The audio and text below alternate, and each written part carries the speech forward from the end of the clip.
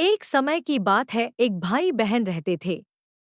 बहन का नियम था कि वह अपने भाई का चेहरा देखे ही खाना खाती थी। हर रोज वह सुबह उठती थी और जल्दी जल्दी सारा काम करके अपने भाई का मुंह देखने के लिए उसके घर जाती थी।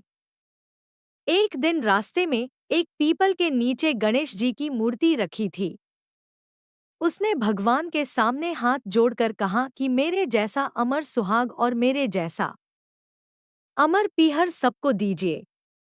यह कहकर वह आगे बढ़ जाती थी। जंगल के झाड़ियों के कांटे उसके पैरों में चुभा करते जाते थे।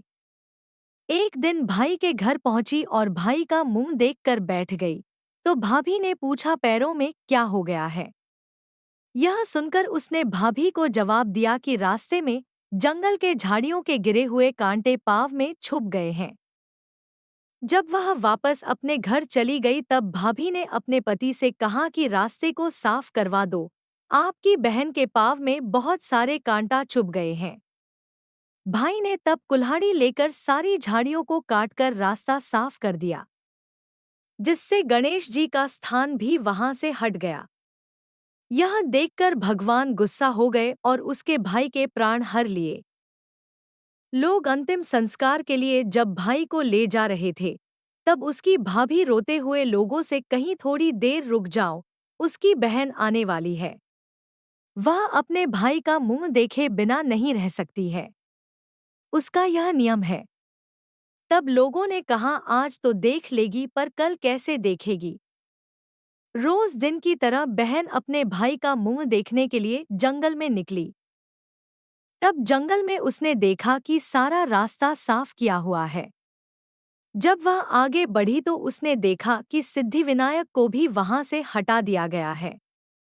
तब उसने जाने से पहले गणेश जी को एक अच्छे स्थान पर रखकर उन्हें स्थान दिया और हाथ जोड़कर बोली, भगवान मेरे जैसा अमर सुहाग और मेरे जैसा अमर पीहर सबको देना, और फिर बोलकर आगे निकल गई।